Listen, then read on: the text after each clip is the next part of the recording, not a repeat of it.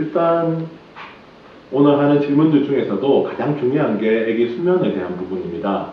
아기 수면은 대부분 우리가 100일 전후, 보통 우리가 100일 되면 애들이 좀 바뀐다고 하잖아요. 그래서 보통 아기들은 2개월에서 3개월, 100일 정도 전후에서 수면 코스가 형성이 됩니다. 우리가 말하는 어른들의 렘이나 논렘, 깊은 잠이나 얕은 잠에 어떤 리듬이 생기게 됩니다. 근데 그 리듬이 나는 순간에 부모님들이 애기에 대해서 모든 것을 다 잘해줘야 된다 생각하여서 애기가 계속 울면 무조건 달려가서 애기를 달래게 됩니다.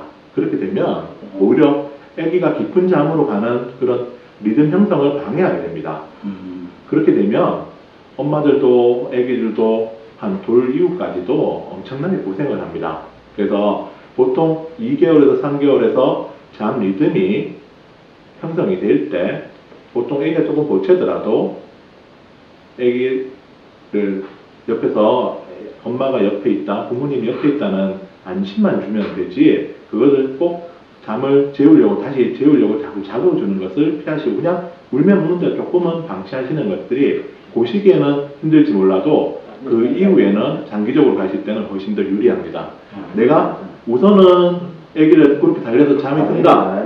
그 이후로 가면 갈수록 점점 더 이 재우는 과정들이 더 힘들어집니다. 그래서 2에서 3개월 사이에서 조금 힘이 들더라도 아기가 울면 조금 방치하시는 거. 그렇게 하시려면 아기하고 항상 같이 있으면서 얘가 배가 고파서 우는 건지 아니면 그냥 보채서 우는 건지를 감별할 수 있는 엄마가 항상 옆에 있어서 그런 상황을 파악을 할 수가 있어야 돼요.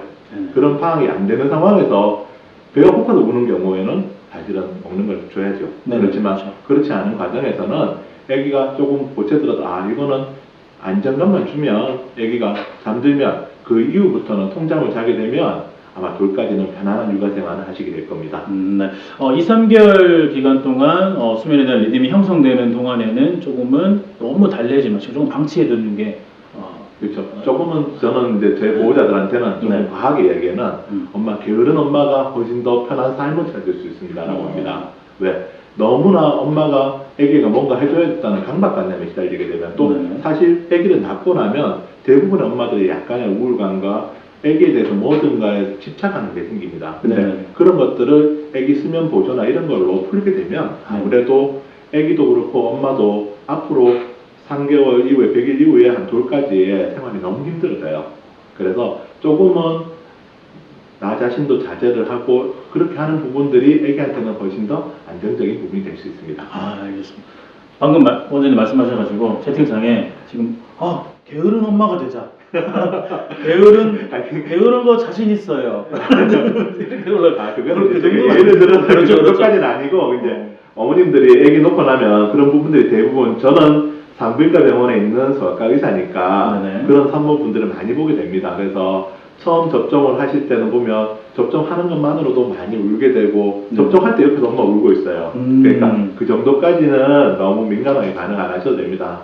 그리고 또 그 시간이 지나면 괜찮아지는데 어느 정도 시간이 돌아서서 볼 때는 별게 아닌데 그때는 자신도 왜 그렇게 했는지 모르게 돼요. 그래서 그 시기만 잘 넘기시면 훨씬 더 편하게 되실 수 있습니다. 알겠습니다. 이 원장님 말씀대로 너무 게으른 거에만 이게 생각하셔가지고 어머님들 그렇게 하시면 안 됩니다. 오늘 강의 끝나고 저녁에 우리 아버님께서 이번 뭐해? 뭐 애기 안 봐? 게으를 하고 있어. 이게 너무 이 정도는 아니라는 말씀을 드릴게요. 알고 계셔야 됩니다. 꼭 그러시면 안 됩니다.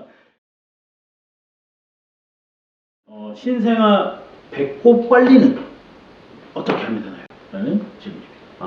보통 이제 출생 후에 대부분 요즘은 조리원이나 이런 곳을 많이 가시게 됩니다. 그러나 조리원은 이제 하고 나오면 배꼽이 떨어져서 나오는 경우도 많습니다. 그렇지만 사실적으로 배꼽이 떨어지지 않고 나왔을 때는 소독을 해주시는데 알코올로 지속적으로 닦아주시거나 아니면 특히 집에서 베타딘 소독은 굉장히 좋지 않습니다.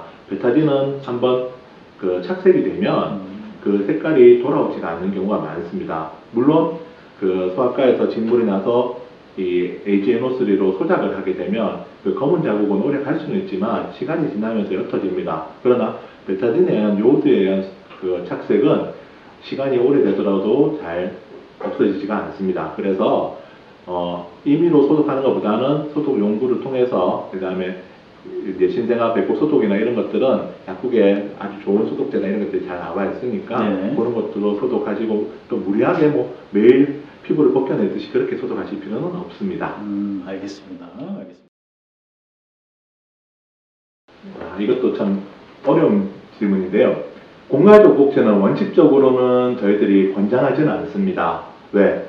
손을 빨거나 이런 부분들이 어떤 공간 지각 능력이나 이런 것을 키우는데, 그리고 또 애가 공갈적 꼭지를 가지고 노는 것들, 그러니까 손을 빠르면서 노는 것들이 뇌 발달에 굉장히 중요하다고 해서 공갈적 꼭지는 필요시에 조금씩, 그러니까 꼭 필요할 때 잠시 사용하는 것을 권해드립니다. 그러니까 아예 아기를 키우다 보면 아기가 제어가 안 되거나 이럴 때 어쩔 수 없이 우리가 한 번씩은 사용을 해야 됩니다. 그러나 이것을 식사를 배고픔을 달래거나 잠을 재우기 위해서 지속적으로 사용하는 것은 권하지 않습니다. 그리고 대부분 이빨이 나게 되면 공갈적 꼭지를 오래 쓰면 오래 쓸수록 이빨이 상할 확률, 특히 아무리 유치라도 이빨을 상하게 하거나 또 그것을 중단하지 못하는 경우가 많기 때문에 공갈적 꼭지는 꼭 필요한 시점에 잠시만 쓰고 절대로 잠을 유도하거나 어떤 배고픔 대용으로 공갈적 꼭지를 사용하는 것들은 피하셔야 됩니다.